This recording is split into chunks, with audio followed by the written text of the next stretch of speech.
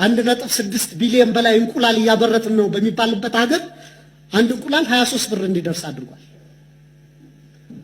1 ሊትር ወተት ኦልሞስት ከ110 ብር በላይ እንዲደርስ አድርጓል። በቀጣይም በነዳጅ ላይ ተጨማሪ እሴት ታክስና የኤክሳይዝ ታክስ እንደሚጣል እንዲሁም የነዳጅ ተሽከርካሪዎች ዝውውር ታክስም ኢንትሮዲዩስ እንደሚደረግ ተገልጿልና ይህ ጉዳይ በቀጥታ አሁንም የኑሮ ውድነቱ የሚያባብስ ነው። ክቡር ሚኒስትር፣ በጣም ግራ ያጋባኝና ለኔ በተወሰነ ደረጃ አስቂኝም ሆኖ ያየሁት ደግሞ ከነዳጅ የሚሰበሰበው ተጨማሪ እሴት ታክስና ኤክሳይዝ ታክስ በመደበኛ በጀት ውስጥ ተካቶ ለነዳጅ ድጎማ ይውላል ይላል ማብራሪያው ላይ። ምን አይነት ጨዋታ ነው ይህ? ማለት በቀላል እኮ ታክሱን አለመሰብሰብ ይቻላል አይደል? ዋጋው እንዳይጨምር እና አመክንዮው ትንሽ ግልጽ አይደለም።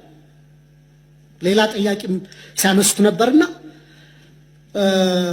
ይገባኛል መንግስት በተቻለ መጠን ወጪዎቹን በገቢ ለመሸፈን ጥረት እያደረገ እንደሆነ እረዳለሁ። ግን ደግሞ ምንጥላቸው ታክሶች እና ከታክስም በተጨማሪ ታክስ ነክ ያልሆኑ ገቢዎች በርካታ መስሪያ ቤቶች ላይ ከፍተኛ የሆነ ጭማሪ የአገልግሎት ጭማሪ ተደርጓል። እነዚህ ተደራራቢ ታክሶችና የአገልግሎት ክፍያዎች ምን ያክል የማህበረሰባችን የመክፈል አቅም መሰረት ያደረጉ ነው የሚለው ነገር መጠናት አለበት ብዬ አስባለሁ። አመሰግናለሁ። የተከበሩ አፈ ጉባኤ፣ ክቡር ጠቅላይ ሚኒስትሩንም ለጊዜያቸው ማመስገን ፈልጋለሁ። ጥያቄን እንደሚከተለው በንባብ አቀርባለሁ። ሀገራችን ዛሬ ያጋጠሟት ውስብስብ ችግሮች፣ ተግዳሮቶችና ስጋቶች ፖለቲካ ወለድ ሲሆኑ መፍትሄያቸውም ፖለቲካዊ እንጂ የጠመንጃ አፈሙዝ ሊሆን አይገባም። በድህነት አዙሪት ውስጥ የኖረች ሀገር ባለፉት 7 የብልጽግና አገዛዝ ዓመታት ደግሞ በእንቅርት ላይ ጆሮ ደግፍ እንዲሉ ለከፋ የጸጥታና የደህንነት ቀውስ አዙሪት ሳይክል ኦፍ ሴኩሪቲ ክራይሲስ እንዲሁም ማባሪያ የሌላቸው አውዳሚ የእርስ በርስ ጦርነቶች ውስጥ አስገብቷታል። ኢህአዴግ አምባገነናዊ ልማታዊ አገዛዝ ነበር። ወደ ብልጽግና ያደረገው መለወጥ ወይም ሜታሞርፎሲስ ደግሞ የሙሉ ጊዜ ጦረኛና እልቂት ጠማቂ አገዛዝ እንዲሆን አድርጎታል። በመደማመጥና ሰጥቶ መቀበል መርህ ላይ ተመስርተን አገራዊ ልዩነቶችን በማጥበብ ሁሉን አካታች ወደሆነ ማህበረሰባዊ መግባባትና ፖለቲካዊ ስምምነት ወይም ፖለቲካል ሴትልመንት ከማምራት ይልቅ ብልጽግና ፓርቲ በሚከተለው ጠቅላይ አገዛዝ ወይም ቶታሊታሪያን ሊደርሺፕ ምክንያት ሰላም ከራቀን ከራረም። ባለፉት 6 ዓመታት በኦሮሚያ፣ በትግራይ፣ አማራና አፋር ዛሬም ድረስ ደግሞ በአማራና በኦሮሚያ ክልሎች በቀጠለው ጦርነት የደሃ አርሶ አደርና ከተሜው ልጆች በሁሉም በኩል እንደ ቅጠል እየረገፉ ነው። ማቆሚያ በታጣላቸው የእርስ በርስ ጦርነቶች በትሪሊየን የሚቆጠር የሀገር ሀብት ንብረት እየወደመ እንደሆነ የጠቅላይ ሚኒስትሩ የኢኮኖሚ አማካሪ ቡድን በሰራው ኢኮኖሚ ዋይድ ኢስቲሜሽን ኦፍ ዘ ኖርዘርን ኢትዮጵያን ዋር ዳሜጅ የሚል ጥናት በአንድ ዓለም አቀፍ ኮንፈረንስ ላይ ቀርቦ የሰሜን ኢትዮጵያ የጦርነት ያደረሰው ጉዳት ግምቱ 32 ቢሊዮን ዶላር እንደሚጠጋ ተተምኗል። እንዲሁም የዓለም ባንክ በ2022 ኢትዮጵያ ዳሜጅ ኤንድ ኒድስ አሰስመንት ብሎ ባወጣው ሪፖርትም በሰሜን ኢትዮጵያ ጦርነት የደረሰው ጉዳት ግምት 28 ቢሊዮን ዶላር ያደርሰዋል። አማካይ ግምቱ 30 ቢሊዮን ዶላር ነው ማለት ነው። ባለፉት 6 ዓመታት እስከ ዛሬ ድረስ ደግሞ በአማራ፣ በኦሮሚያ፣ በቤንሻንጉል ጉሙዝ፣ በደቡብ ጋምቤላ፣ አፋርና ሶማሌ ክልሎች እየተካሄዱ ያሉ ጦርነቶችና የእርስ በርስ ግጭቶች የጉዳት ግምት ከሰሜኑ ጦርነት ጋር እኩል አድርገን 30 ቢሊዮን ዶላር ምሁራዊ ግምት ብንወስድ ጠቅላላ ግምቱ ወደ 60 ቢሊዮን ዶላር ወይም በሰሞኑ የባንክ ምንዛሬ በ130 ብር ሲሰላ 7.8 ትሪሊየን ብር ገደማ ነው። በዘንድሮ በጀት ልክ ቢሰላ ደግሞ በቀጣይ 8 ዓመታት የሀገራችን በጀት የሚሆን ሀብትና ንብረት በጦርነቶችና ግጭቶች አውድመን እንዲሁም በሚሊዮን የሚቆጠሩ ወጣቶችን ጭድ አድርገን ዛሬም የጦርነት ነጋሪት እየጎሰምን ቀጥለናል። የዚህ የእርስ በርስ መጠፋፋት ጉዞ ውጤትም የተባበሩት መንግስታት የልማት ፕሮግራም ባወጣው የ2024 ግሎባል መልታይ ዳይሜንሽናል ፖቨርቲ ኢንዴክስ ፖቨርቲ አሚድ ኮንፍሊክት ሪፖርት እንዳመላከተው 72 በመቶ ወይም 86 ሚሊዮን ኢትዮጵያውያን በድህነት እንደሚኖሩ ይፋ አድርጓል። የውጭ ምንዛሬ ለውጡንና የኮሪደር ስራ ተያይዞ መኖሪያና የንግድ ቤታቸው የፈረሰባቸው በመቶ ሺዎች የሚቆጠሩ ችግር ላይ የወደቁ ዜጎችም አሉ። ከቅርብ ጊዜ ወዲህ ደግሞ እንኳን ከኑሮ መሰረታቸው የተነቀሉት ይቅርና ስራ ሰርቶ በላባቸው የሚኖሩ ኢትዮጵያውያን ጭምር የኑሮ ውድነቱን መቋቋምና ልጆቻቸውን ማሳደግ ተስኗቸዋል። በዚህ የድህነት ብጣኔና የኑሮ ውድነት ላይ የተጨመረው የጦርነት አዙሪት ለሀገራችን ከፍተኛ ብሔራዊ የደህንነት አደጋ አዝሏል የሚል ስጋት አለኝ። በሰብአዊ መብቶች ጥበቃ ረገድም የተባበሩት መንግስታት ድርጅት የሰብአዊ መብት ኮሚሽን በኢትዮጵያ ላይ በቅርቡ ባወጣው አፕዴት ኦን ዘ ሂውማን ራይትስ ሲቹዌሽን ኢን ኢትዮጵያ ጁን 2024 ሪፖርት በሀገራችን ላይ እየደረሰ ያለውን ከፍተኛ ሰብአዊ መብት ጥሰት በዝርዝር አቅርቧል። ሪፖርቱ እንደ ሀገር የማያወላዳ ትኩረትና አፋጣኝ እርምጃ እንድንወስድ የሚሹትን የተንሰራፉና ስልታዊ የሰብአዊ መብት ረገጣዎች የደረሱበትን አሳሳቢ ሁኔታ ያሳያል። በሪፖርቱ የተካተቱ ጉዳዮች ልብ የሚሰብሩና በጣም አሳሳቢ ናቸው።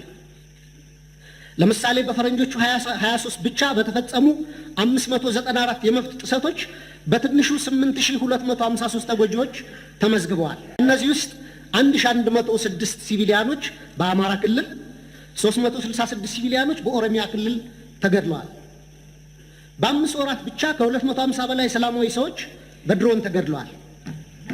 ከላይ ለማሳያ በሪፖርቱ የተካተተው የተጎጁ ሲቪሎች ቁጥር ሲሆን አክቹዋል የተጎጂዎች ቁጥር ግን ከዚህም የሚበልጥ ነው። እነዚህ የተንሰራፉ የመብት ረገጣዎችና ከህግ ውጭ ግድያዎች በፈረንጆቹ 2024-25 ዓመተ ምህረት ተባብሰው ቀጥለዋል። የድሮን ጥቃት ዛሬም በአማራ ክልል ተጠናክሮ የቀጠለ ሲሆን ህፃናትን ጨምሮ ሲቪሊያኖች እየተገደሉበትና የሲቪሊያን ተቋማት እየፈረሱ እንደሆነ ቢቢሲን ጨምሮ በዓለም አቀፍ ሚዲያዎች ተዘግቧል።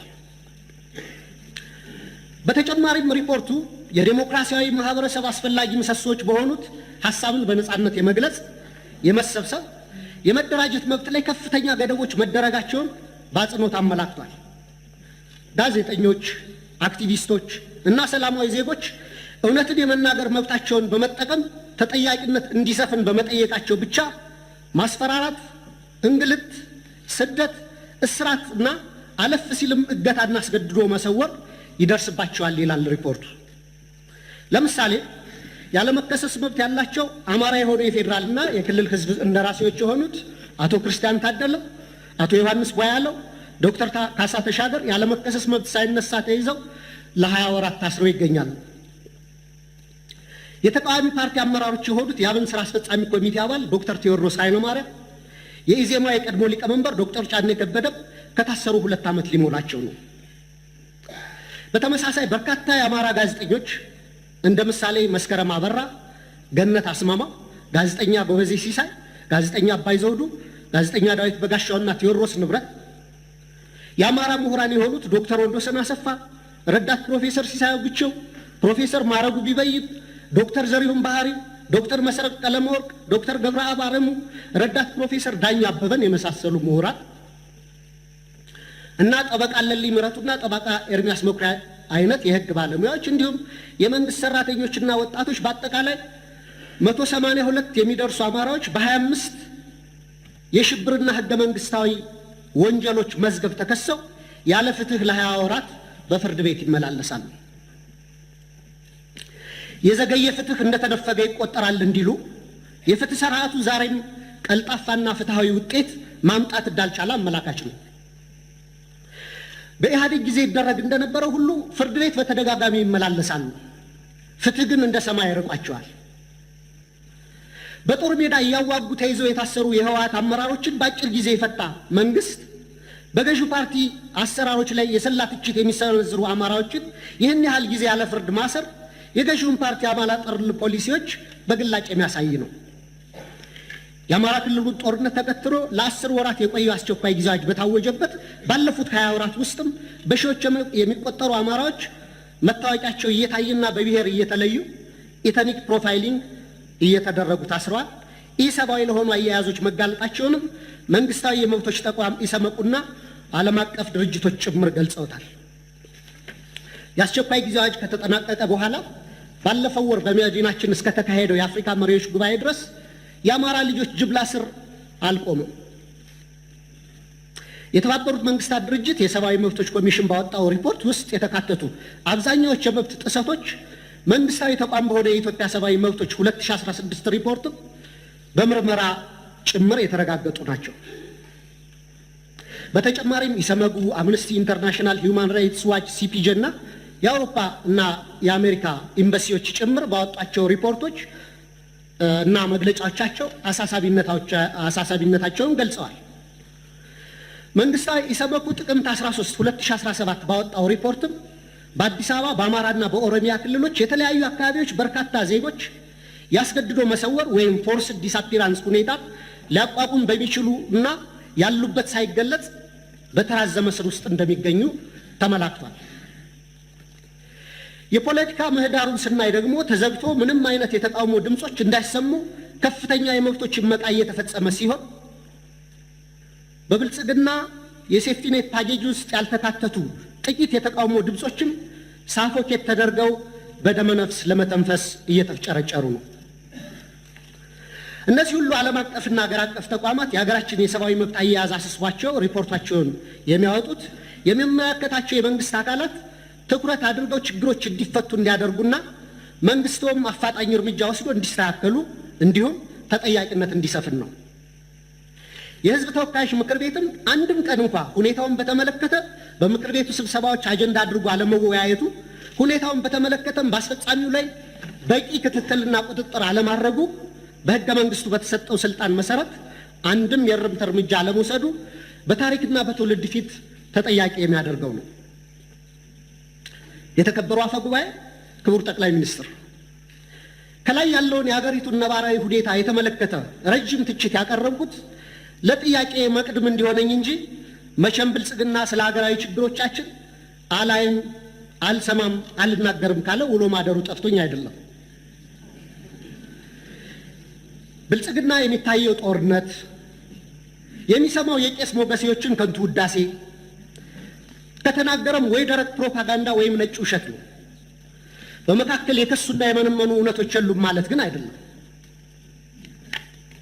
ወደ ጥያቄ ስገባ ባለፉት 7 ዓመታትና ከዚያም በፊት ባሉ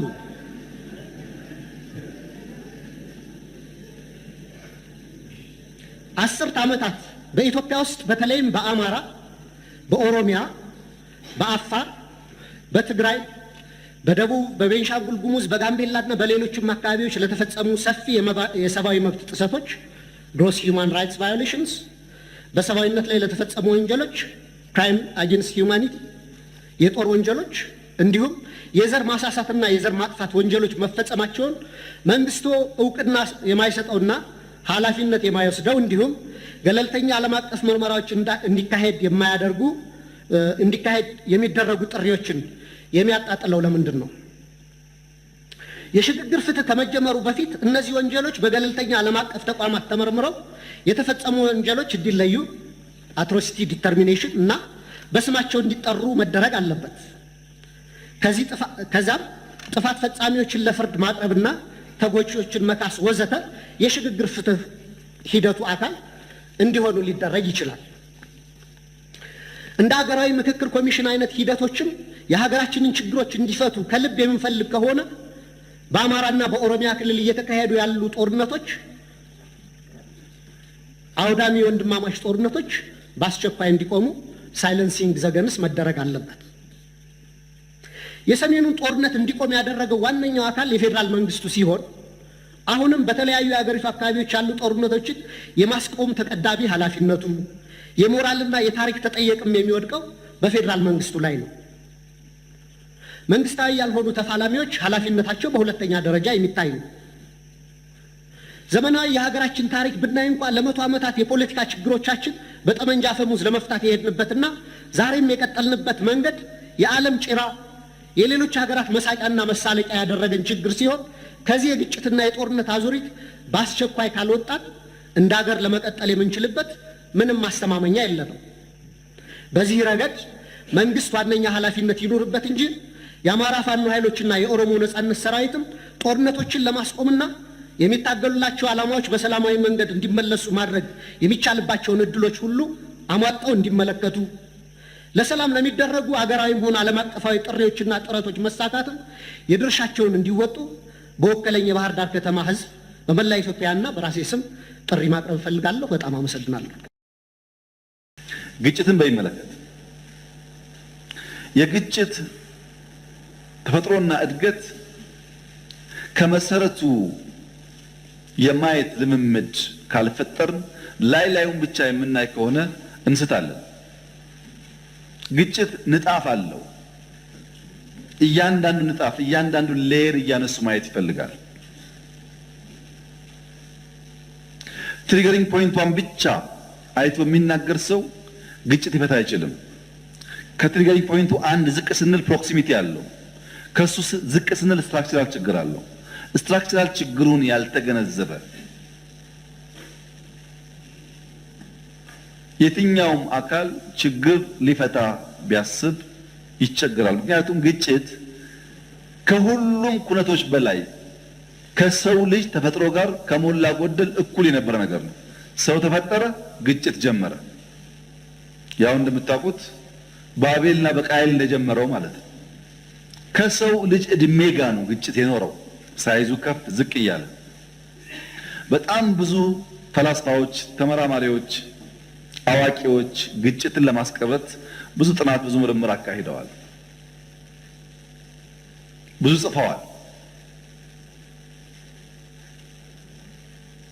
ፒስ በጣም ውድ የሆነ ኮሞዲቲ ነው፣ መገንባት ያለበት ነው። ግን ሁለት አከራካሪ ጉዳዮች አሉ ሰላም በሚመለከት። አንደኛዎቹ ወገኖች ፍጹም ሰላማዊነት ወይም ፓሲቪዝም የሚባለው ምንም አይነት ትንኮሳ፣ ምንም አይነት ሙከራ ቢደረግብህ ግብረ መልስ አትስጥ፣ ስትመታም፣ ስትሰደብም፣ ስትነጠቅም ዝም በል። ግብረ መልስ ካልሰጠህ ግጭት በሁለት አካላት ይሁንታ የሚፈጸም ስለሆነ ልታስቀረው ትችላለህ የሚል እሳቤ ያላቸው ፈላስፋዎች፣ አዋቂዎች አሉ። ፓሲፊዝም ለግለሰቦች ጥሩ እሳቤ ነው፣ መጥፎ አይደለም። አሁን ታገሰ ነካ ነካ ቢያደርገኝ ብተወው ችግር የለውም። ለግለሰቦች በህዝብ የተመረጠ መንግስት፣ በብቸኝነት ኃይል የመጠቀም ስልጣን ያለው መንግስት የወል ፍላጎት የወል ኢንትረስት ፕሮቴክት ማድረግ ያለበት ተቋም ሲሆን ግን ያስቸግራል።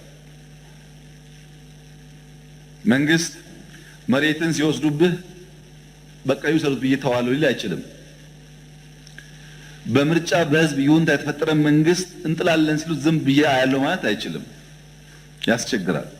ተፈጥሮ እንደዛ አይደለም። ይልቁንስ መንግስት ሰላም ያስቀደመ መሆን አለበት። ሰላምን በይፋ የሚናገር ለሰላም የሚተጋ መሆን አለበት። ሰላም የሚያደፈርስ ነገር ሲኖርም ግልጽ መመዘኛዎች ያስፈልጉታል። ዝም ብሎ ዘሎ ውጊያ አይገባም። አንደኛ ፍትሃዊና በቂ ምክንያት አለ ወይ? ውጊያውን ለማድረግ ግጭቱን ለመፈጸም በቂ ምክንያት አለ ወይ? ሁለተኛ ያንን ግጭት በኃይል ለማስቀረት ተገቢ ስልጣንና ቅቡልነት ያለው አካል ነው ወይ? ማንም ተነስቶ በኃይል ጉዳይ ልፍታ ቢል ተገቢ ስላልሆነ፣ በግጭት ያ ዓላማውን ያሳካል ወይ? ከመነሻው ሊያሳካ የፈለገውን ዓላማ ሊያሟላ ይችላል ወይ? አራተኛ ተመጣጣኝ ኃይል ይጠቀማል ወይ? ሌሎች የሚጨመሩ ፖይንቶች አሉ። እነዚህን የሚያሟላ በሚሆንበት ሰዓት በብቸኝነት ኃይል የመጠቀም ስልጣን ያለው አካል ስለሆነ ለዘላቂ ሰላም ለጀስት ሊጋጭ ይችላል። የምንዋጋው ዘላቂ ሰላም ለማምጣት ነው የሚባለው ለዛ ነው። ጀስት ወር ከሆነ የተሟላ ሰላም ለማምጣት ስልጣን ያለው አካል ኃይል መጠቀም እንደሚችል የዓለም አቀፍ ክፍት እውቀት ነው። ማንም ሰው የሚያውቀው ነገር ነው። ኢትዮጵያ ውስጥ ያለው ችግር ከዚህ ይለያል።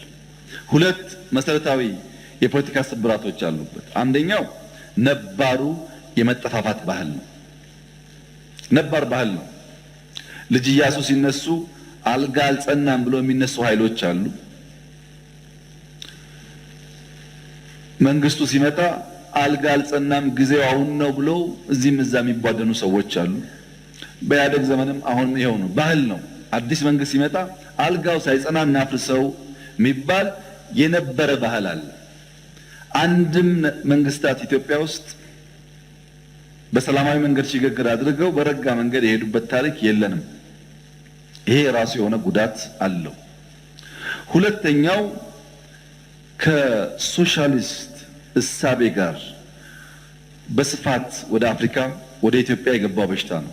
ሶሻሊዝም እንደ ዌቭ ዘ ሆል አፍሪካን የወረረ በሽታ የወረረ እሳቤ ነው በሆነ ዘመን ውስጥ። ይሄ በሽታ በተለይ ኢትዮጵያ ውስጥ ያመጣው ችግር ደግሞ ፍረጃ ነው። ሶማሊያም ነበረ፣ ታንዛኒያም ነበረ፣ ዚምባብዌም ነበረ። ብዙ አፍሪካ ሀገራት በሶሻሊዝም እሳቤ ተውጠው ተንቀሳቅሰዋል። በእኛ ደረጃ ግን ፍረጃ መኖር እርግጠኛ አይደለሁም። ጠላት ስንል እንፈርጃለን። በጠላት መቃብር ላይ ካልሆነ ቤት አንሰራም። ቆሞ በሰላማዊ መንገድ ተደራድሮ የሚባል ነገር ልምምዱ የለም። የኢትዮጵያ ፖለቲካል ፓርቲና ሀሳቢው ከተጀመረበት ጊዜ ጀምሮ 1960 አካባቢ ጀምሮ ያለውን ብንመለከት ተማሪዎች ሁሉም አንድ እሳቤ አይዲዮሎጂ ይዘው በሆነ ምክንያት ግራና ቀኝ ከቆሙ በኋላ መሳሪያ ሳይኖራቸው እስክሪብቶ ያላቸው ተማሪዎች በጽሁፍ በንግግር ከመጨቃጨቅ ይልቅ መሳሪያ ተውሰውና ገዝተው መገዳደል ጀመሩ። ተማሪዎች፣ መንግስት አይደለም፣ ተማሪዎች። እነዚህ ተማሪዎች ከመንግስት ጋር በነበረው ግጭት ከተማ ውስጥ መቆየት ሲያቅታቸው በረሃ ሲሄዱ ከመንግስት ጋር አይደለም፣ አንድ ዩኒቨርሲቲ የነበሩ ተማሪዎች በረሃ በውስጣቸው ከሌሎች ኃይሎች ጋር ባደረጉት ውጊያ ተባሉ። ኢህአፓና መኢሶን ከተማ ውስጥ መውሰድ ይቻላል። ኢህአፓና ቲፒኤልኤፍ በአሲምባ መውሰድ ይቻላል። ከበረሃ ከወጡ በኋላ ተሰደው ትግሉ እንደማያዋጣ አውቀው ወደ ውጭ ሀገር ከሄዱ በኋላ አሁንም ባሉበት ሀገር አይን ላይ መታየት አይችሉም። ከ10 20 30 ዓመት በኋላ ከዛ አልፎ አንዳንዶቹም ሲጽፉ መጽሐፎቻቸውን ያያችሁ እንደሆነ ዛሬ ከ40 50 ዓመት በኋላ እዛው ቆመው ይወቃቀሳሉ እንጂ ይህን ማድረግ ሲገባን አይሉም። ፍረጃው በጉርምስናና በኢሞሽን ሃይ በሆነበት ጊዜም በስተርጅና ጊዜም እምብዛም ሲቀየር አይታይም። ይሄ የፍረጃ ችግር በሁሉም አፍሪካ ሀገሮች መኖሩ እርግጠኛ አይደለሁም። እኛ ጋር ይበረታል። ትንሽም ጭላንጭል መልካም ነገር ስናይ ለመናገር በሚያስቸግር ደረጃ ነው እኛ ጋር ያለው ፍረጃ።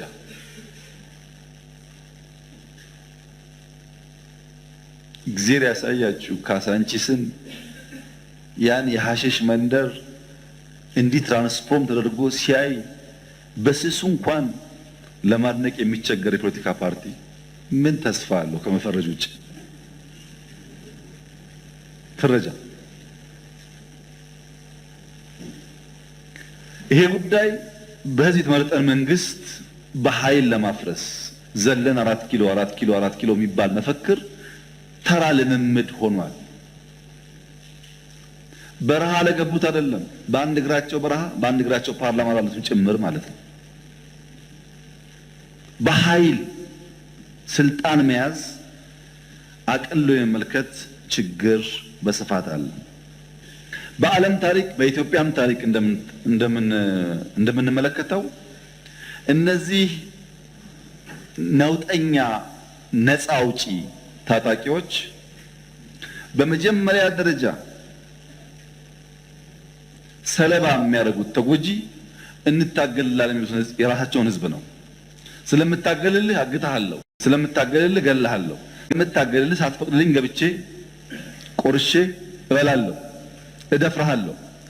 እኔም ማድረገው ማንኛውም ነገር ታጋይ ስለሆንኩ ሆሊ ነው፣ ሐላል ነው፣ ይፈቀዳል ብሎ ያስባሉ።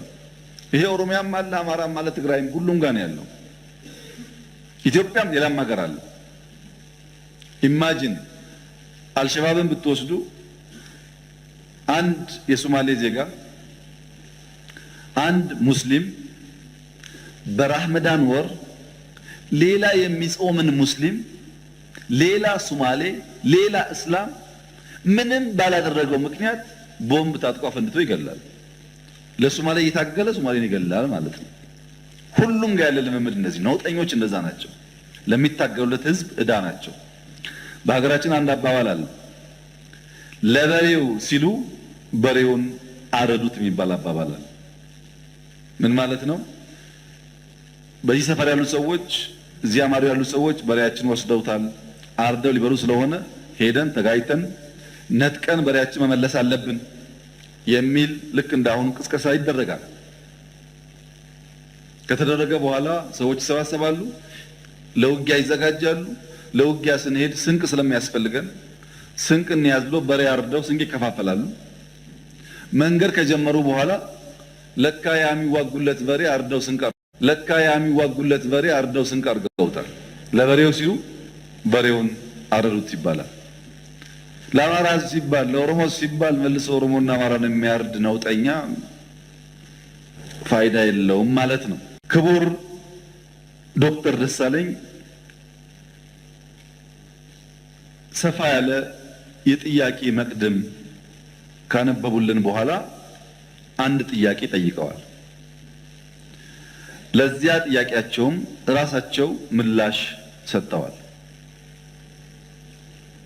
ጠይቀው ስለመለሱ እንዲሁ ማለፍ ይቻላል።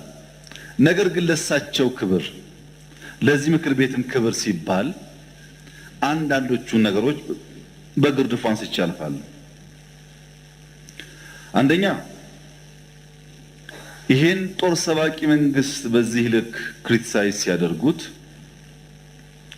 ህዝብ እንዳይወጣ፣ እንዳይገባ፣ እንዳይማር፣ እንዳያርስ፣ ማዳበሪያ እንዳይወስድ ያደረገውን ኃይል ምን ነው አላየኸውም አልሰማውም አሉት።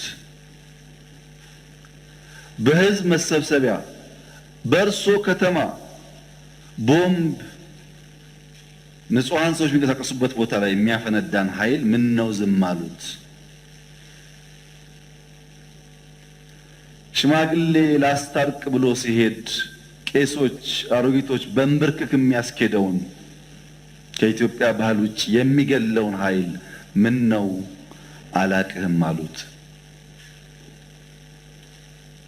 ከሁሉ ደግሞ የገረመኝ በእርሶና በእርሶ ፓርቲ ግንባር ቀደም ተዋናይነት የነበረውን የትግራይ ውጊያ ምን ነው የትግራይ ውጊያ ያሉት?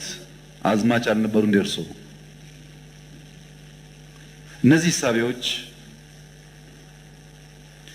የማያውቁት ሀገር ሄዶ ቁርበት አንጥፉልኝ እንዳለው ስጋ በሊታ ያስመስለዋል። ይሄ ተገቢ አይመስለኝም።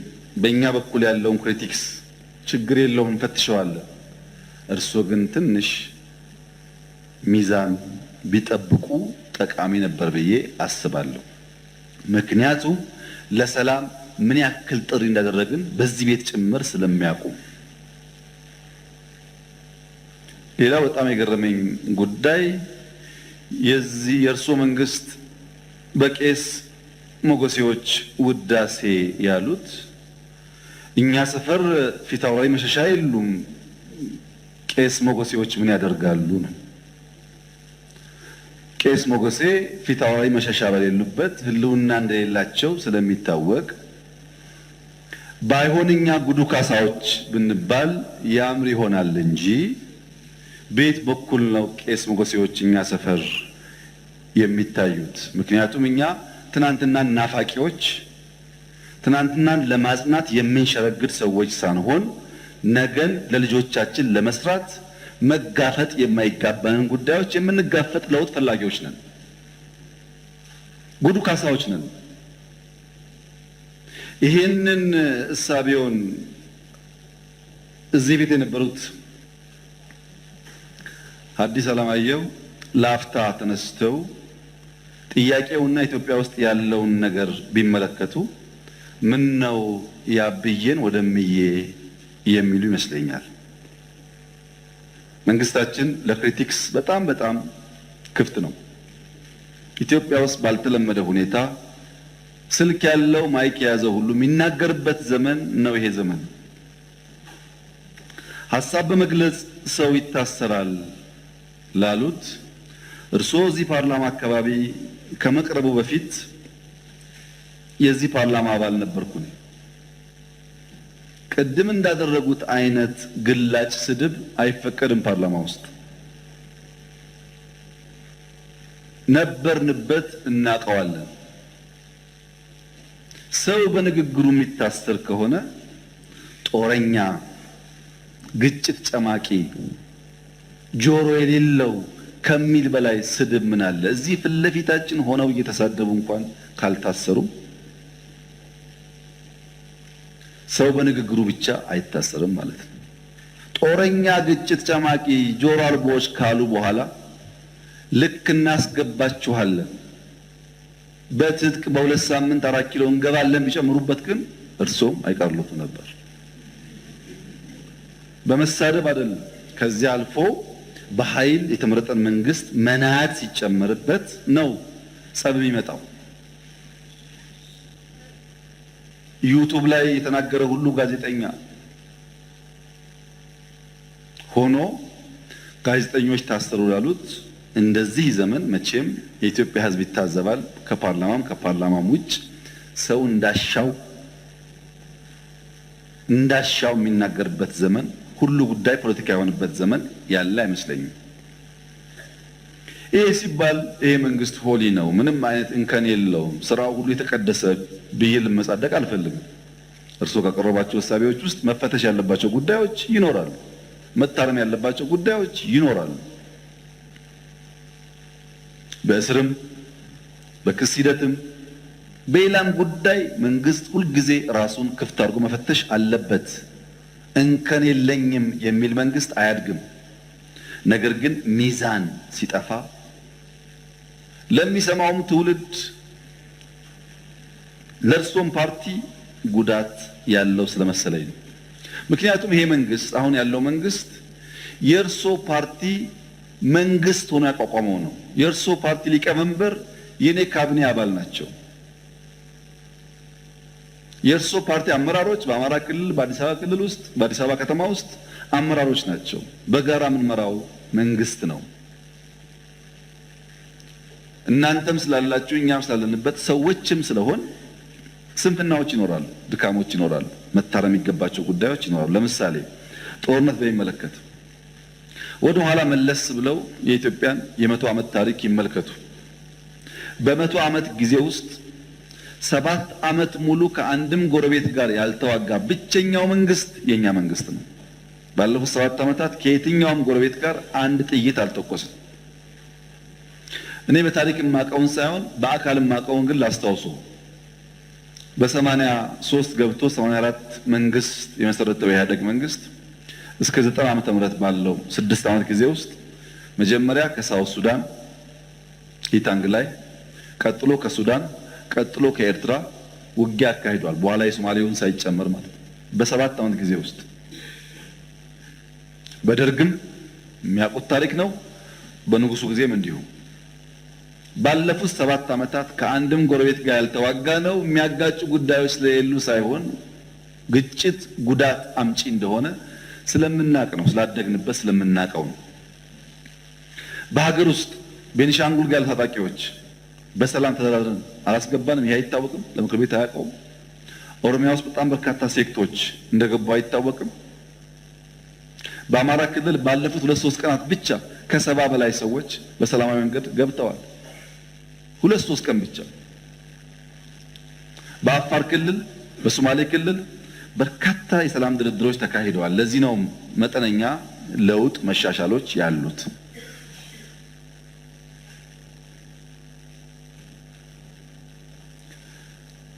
ስለታሰሩ እስረኞች ያነሱት ይህ ፓርላማ እነዚህን እስረኞች ስንቴ ጎበኛቸው? ሄዳችሁ አላያችሁም? አልጎበኛችሁም? በሚዲያ ይቻል ውስጥ ጎበኙ። ድሮ እንኳን ፓርላማ በእንደዚህ አይነት ጉዳይ የታሰሩ ሰዎች መጎብኘት ይቅርና ታሳሪዎቹ ራሳቸው ከእስር ሲፈቱ የት ቦታ እንደታሰሩ አያውቁም። ተሸፍነው ገብተው ተሸፍነው ይወጣሉ። ይሄማ ተቀይሯል፣ ተሻሽሏል፣ ለውጥ አለ። የሚቀር ነገር አለ? አዎ አለ። ጀማሪዎች ስለሆን ማረም አለብን፣ ግን ለውድድር የሚቀርብ አይደለም። ብልጽግና በየትኛው መመዘኛ ከኢህአዴግ ጋር አይወዳደርም። በአደረጃጀቱ፣ በእሳቤው፣ በተግባሩ፣ በሚመራበት መርህ ለውድድር የሚቀርብ አይደለም። ይሄን ለእናንተ መንገር ለቀባሪ ማብራት ያህል ስለሆነ አልፈልገውም። እኛ ተመርጠን ሳለ ሙሉ በሙሉ ብቻችንን መንግስት መሆን ስንችል በህግም በሞራል የለም ለሰላማችን ሲባል ከሚፎካከሩ ኃይሎች ጋር በጋራ መንግስት እንፍጠር ያልነው ሰላም ፍለጋ ነው። ሰላም ፍለጋ የታጠቀ ኃይሉ በነፃ ይግባ ሳይጠየቅ ይግባ ብለን ያወጅነው ሰላም ፍለጋ ነው። በየመድረኩ ሰላም ሰላም ሰላም እንለውም የሰላም ፋይዳ ስለሚገባ ነው። ኢንክሉሲቭ ናሽናል ዲያሎግ ኢትዮጵያ ውስጥ ሲለመን የከረመ አጀንዳ ነው። ጠቃሚ ነው። በሺህ የሚቆጠር ሰው ያለውን ማንኛውም ሀሳብ በነፃነት እያነሳበት ያለ አውድ ነው። ይሄ መጠናከር አለበት። ጠቃሚ ነው። በአንድ በኩል ችግር አለ። ህገ መንግስቱ ይቀደድ ይባላል። የለም እኛ አንቀድም፣ ህዝብ አወያይተን አማክረን ሁሉም ሳይኖሮት ነው የሚቀየረው ደግሞ ሲባል ፕሮሰሱን አንፈልግም ይባላል። አብሮ አይሄድም። ለምሳሌ ከፍትህ ስራ ጋር ተያይዞ የተነሳው በአንድ በኩል ክስ አቅርባችሁ ክሱ ተጓተተ ይባላል። የኛ ስራ ወንጀለኛ ላልነው ሰው ክስ ማቅረብ ነው። መልሰን ፍርድ የምናስፈርድ ከሆነ የሚታሰበው የቼክ ኤንድ ባላንስ ጉዳይ ጠፋ ማለት ነው። ባይከሰሱ ሳይከሰሱ ታስሩ ይባላል። ታስረው ከተከሰሱ ግን መንግስት ሚናውን እየተወጣ እንዳለ ቢወሰድ ጥሩ ይመስለኛል። ይሄ ሆኖ ነፃነት ለማስተዳደር ችግር አለ። ዲሞክራሲን፣ ነፃነትን፣ ህግን በቅጡ ልምምድ ስላልነበረን አሁን እንቸገራለን። ለዚያም መንግስት መታገስ ይኖርበታል። በብዙ ባለፈው ፓርላማ ላይ ድርድር እያካሄድን ነው ከተቃዋሚዎች ጋር ብያችሁ ነበር። ከኦነጎችም አማራ ክልል አካባቢ ካሉ የሚንቀሳቀሱ ኃይሎችም ድርድሮች ነበሩ። በነገራችን ላይ በአማራም በኦሮሚያም በየትኛውም ጎጥ ያለ የጎበዝ አለቃ በየትኛውም ጎጥ ያለ በግራም በቀኝ ይደራደራል። እኔ አይደለሁም እሱ ነው ይላል እንጂ ሲወጣ ይደራደራል። ሽማግሌ ይልካል። ልክ እኔ ካልኩ በኋላ ግን የሚደራደረው ኤክስ ነው፣ መደራደር ተገቢ አይደለም ብሎ የሚዘምተው ደግሞ ራሱ የሚደራደረው